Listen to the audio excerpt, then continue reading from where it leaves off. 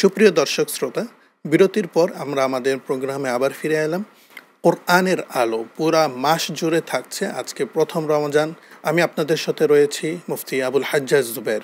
আমাদের মেহমানের কাছ থেকে আমি শুনতেছিলাম আমরা যে কোরআনের যে শুদ্ধভাবে পড়ার যে নিয়ম কানুনগুলো রয়েছে, এটা কিভাবে পড়তে হবে। একটুখানি পার্থক্য হয়ে গেলে, যেমন কুলকে কুল বললে যেমন অর্থের পরিবর্তন হয়ে যায়, এরকম আর কোনো শব্দ আছে কিনা?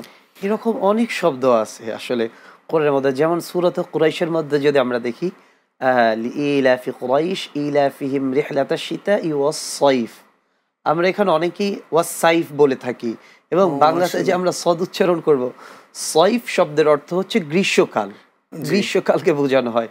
কিন্তু যখন আমি এখানে বলবো ওয়াস-সাইফ, তখন এর অর্থ হয়ে যাবে তলোয়ার, তরবারি হয়ে যাবে। এবং আরো অনেক শব্দ আছে, যেমন কলবুন, অনেক জায়গায় কলবের কথাও বলা হয়েছে।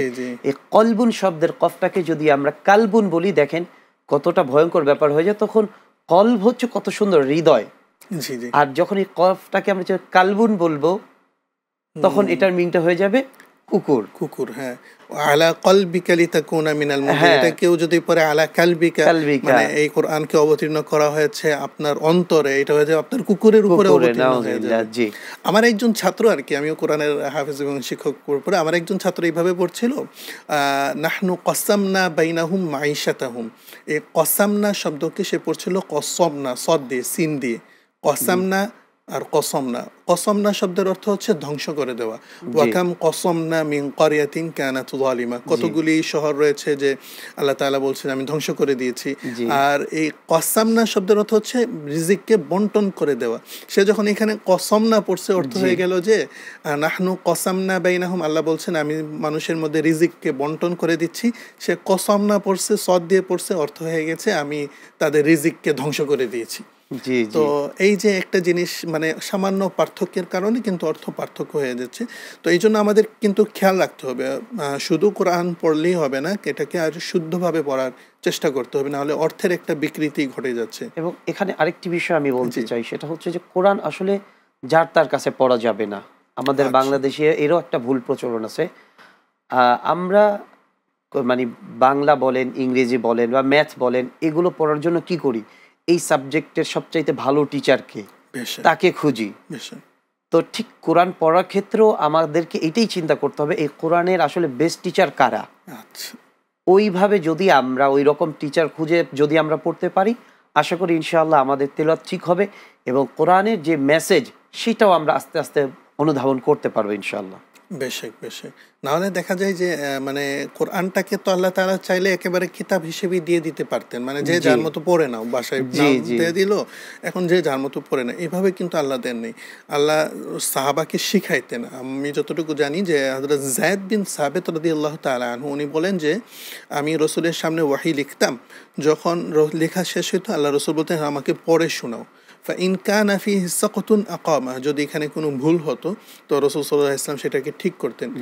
কেননা সাহাবারা যদিও আরবি ভাষায় ছিলেন, আরবি ভাষা তাদের মাতৃভাষা হিসেবে ছিল, কিন্তু কোরআনের কিছু বিশেষ বৈশিষ্ট্য রয়েছে, যেমন গুন্না করে পড়া, গুন্নার একটা টানকে বাড়িয়ে পড়া, এরপরে মাদ যেটা আছে একটা শব্দকে লম্বা করে পড়া, জা নাসরুল্লাহ, যে এইখানে একটা লম্বা করে পড়ছে। আরবরা যদি বলে তারা বলবে জা নাসরুল্লাহ, মানে এত লম্বা করবে না, যেখানে আমরা লম্বা করে পড়ছি। এটা একটা মাদ কোরআনের বৈশিষ্ট্য। আরও কিছু বৈশিষ্ট্য রয়েছে, সাক্তা কোরআনের বৈশিষ্ট্য, তানগীম সুর দিয়ে পড়া, এটা কোরআনের বৈশিষ্ট্য রয়েছে।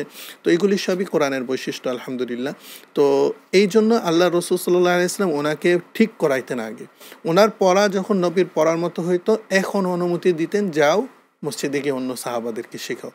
তো ডাইরেক্ট আল্লাহ রসুল কিন্তু কাগজও দিয়ে দেন, আচ্ছা এটা নাজিল হয়েছে, এটা লেখো বা শেষ শেখাও না, এটাকে আগে ঠিক করাইছেন। এই জন্য শুদ্ধ পড়াটা কিন্তু গুরুত্বপূর্ণ। জি অবশ্যই।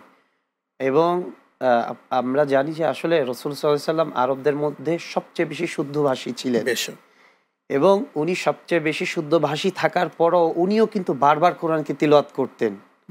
যেমন একটি আয়াতের মধ্যে লা তুহাররিক বিহি লিসানাকা লিতাআজালা বিহি, মানে রাসূল সাল্লাল্লাহু আলাইহি ওয়াসাল্লাম অনেক বেশি তিলাওয়াত করতেন, এবং যখন নাজিল হইতো তখনও বারবার মুখে বারবার এটা উচ্চারণ করতে থাকতেন। তো এই জন্য কোরআনকে আরও যদি আমরা বিশুদ্ধ করতে চাই, আমাদের অধিক পরিমাণে কোরআন তেলাওয়াত করতে হবে।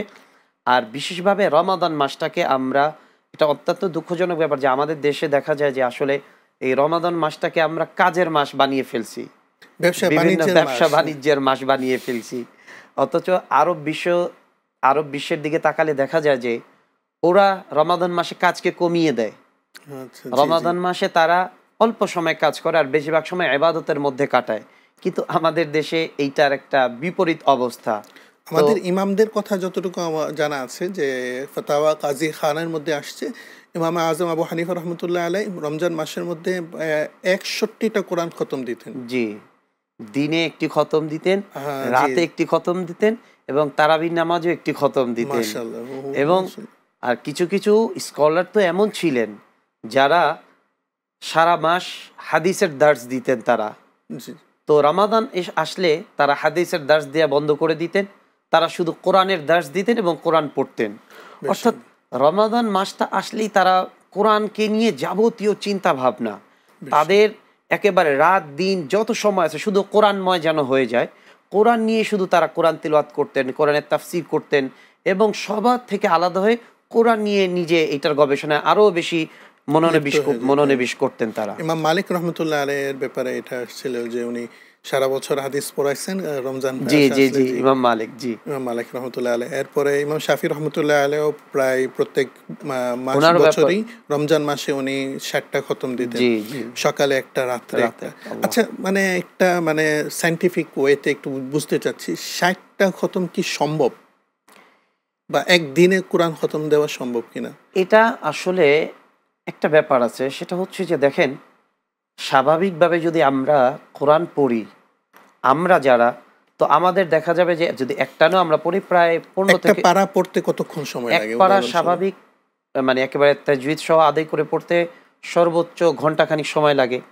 মানে এটা তো অনেক ইয়া হয়ে গেছে এখন, যারা মানে তারাবির নামাজে যেভাবে পড়ে যে একটু স্পিডে পড়লে সেভাবেও যদি পড়ে তাও আপনার আধা ঘন্টা লাগবে। তার মানে 1 ঘন্টা আপনি সর্বোচ্চ 2 পারা পড়তে পারছেন। এটা হচ্ছে খুব স্লো করে পড়লে, সুন্দরভাবে তাজউইদের সাথে পড়লে। তো স্লোতে পড়লে হচ্ছে 1 ঘন্টায় 2 পারা, তাহলে 15 ঘন্টার মধ্যে পড়ে যেতে পারতেছি। তো একটা খতম তো সবাই দিতে পারে যে কেউ, এটা হচ্ছে খুব স্লোর সাথে যদি কেউ পড়ে। আর পড়তে পড়তে আবার কিন্তু সময়ের মধ্যে বরকত চলে আসে।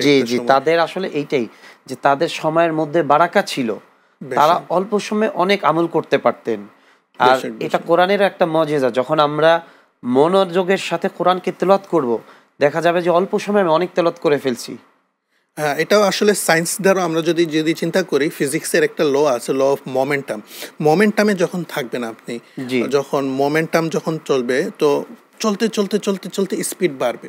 আপনি একটা রিক্সাকে যখন চালাচ্ছেন, একদম বন্ধ অবস্থায় আছে, অথবা একটা ঠেলা গাড়ি এখন একদম বন্ধ অবস্থায় আছে, প্রথমে কিন্তু খুব জোর দিয়ে উঠাইতে হয়, কিন্তু যখন সে চলতেছে গতির ভিতরে আছে না, তখন কিন্তু অল্প কষ্টতেই কিন্তু অনেকটুকু সফর চলে যায়। এটা আপনি রকেটের সায়েন্স দিয়ে যদি বুঝেন, রকেট যখন উপরে উঠানো হয় তো প্রথমেই তার কিন্তু খুব শক্তিটা লাগে, যখন সে উঠা শুরু করে তখন সেকেন্ডে অনেক দূর পর্যন্ত যায়।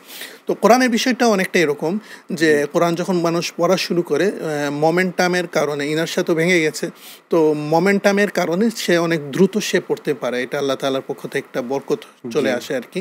তো সে এটা সায়েন্টিফিক একটা ব্যাখ্যা আর। তো ইমাম আবু হানিফা রহমতুল্লাহ আলাইহি, আলহামদুলিল্লাহ আমিও মানে গত কয়েক বছর ধরে এতেকাফে যখন বসতাম 10 দিনের, তখন আমি চেষ্টা করতাম ডেইলি একটা খতম দেওয়ার জন্য। তো 10-12 ঘন্টার মতন, 12 ঘন্টার ভিতরে মোটামুটি দেখছি যে হয়ে যায় আলহামদুলিল্লাহ। তো সকাল থেকে চেষ্টা করলে একদম কোনো সব কাজের সাথে আলহামদুলিল্লাহ ডেইলি একটা খতম দেওয়া খুব একটা কঠিন বিষয় না আর কি। চেষ্টা করলেই মানুষ, চেষ্টা করলেই কিন্তু উপায় হয়ে যায়, সহজ হয়ে যায়। শুদ্ধভাবে তেলাওয়াতটাও করতে হবে, এটাও খেয়াল রাখতে হবে। আর অর্থের দিকেও খেয়াল রাখতে হয় মানুষ, যাতে করে আমার ভিতরে, আল্লাহ রাসূল সাল্লাল্লাহু আলাইহি ওয়াসাল্লাম কিন্তু পুরো রমজান মাস কিন্তু ঘুমাইতেন না। ইযা দাখালা রমাদানা শাদ্দা মিযরাহু সুম্মা লাম ইয়াউই ইলা ফিরাশিহি হাত্তা ইয়ানসালিখ। যখন রমজান মাস আসতেন, আল্লাহ রাসূল সাল্লাল্লাহু আলাইহি ওয়াসাল্লাম পুরো মাস ইবাদতের মধ্যে থাকতেন। আর এটাকে বলে যে কোমর বেঁধে নিতেন, মানে এটা হচ্ছে খুব মানে ইবাদতের জন্য প্রস্তুতি গ্রহণ করতেন, মানে কোনোভাবে যাতে ক্লান্তি না চলে আসে, ঘুম না চলে আসে। এবং সুম্মা লাম ইয়াউই ইলা ফিরাশিহি হাত্তা ইয়ানসালিখ, আর বিছানায় আসতেন না যে শেষ হওয়া পর্যন্ত। আর শেষ 10 রাত্রে কিন্তু আল্লাহ রসুল নিজেও যেরকমভাবে ইবাদত করতেন, পরিবারকেও উনি জাগ্রত করতেন। আই কজা আহলাহু, এটা আসছে যে পরিবারকেও বলতেন এটা তো এই রাত তো আর আসবে না, এখানে তো সবে কদরের বিষয়টি রয়ে গেছে, আল্লাহর কাছে চাইলে আল্লাহ তাআলা দোয়া কবুল করে। একটা হাদিসের মধ্যে এরকম এসেছে যে ধ্বংস হোক ওই ব্যক্তি যে রমজান মাসটা পাইলো কিন্তু সে নিজেকে ক্ষমা করাইতে পারলো না। তো এই ব্যাপারে আপনি যদি একটু বলতেন এই হাদিসটা নিয়ে। আচ্ছা, এটা খুবই প্রসিদ্ধ একটি হাদিস যে একবার রাসূল সাল্লাল্লাহু আলাইহি সাল্লাম মিম্বারে উঠছিলেন আর আমিন বলতেছিলেন। জি জি। প্রথম সিঁড়িতে উঠলেন, আমিন বললেন, দ্বিতীয় সিঁড়িতে উঠলেন, আমিন বললেন, তৃতীয় সিঁড়িতে উঠলেন, আমিন বললেন। তো সাহাবীরা বিষয়টা দেখে প্রশ্ন করলেন পরবর্তীতে যে ইয়া রাসূলুল্লাহ, এরকম তো আমরা কখনো দেখিনি, আপনি আমিন কেন বললেন? নতুন একটা জিনিস উপলব্ধি করলো। জি, নতুন একটা বিষয় তারা দেখলেন এবং বললেন।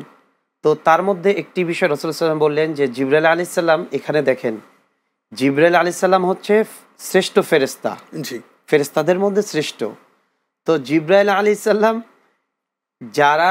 জিবরাইল আলাইহিস সালাম বলতেছেন যে যারা রমাদান পেল না, রমাদান পেল এবং রমাদান পাওয়ার পর নিজের গুনাহগুলোকে মাফ করায় নিতে পারলো না, তারা ধ্বংস হোক।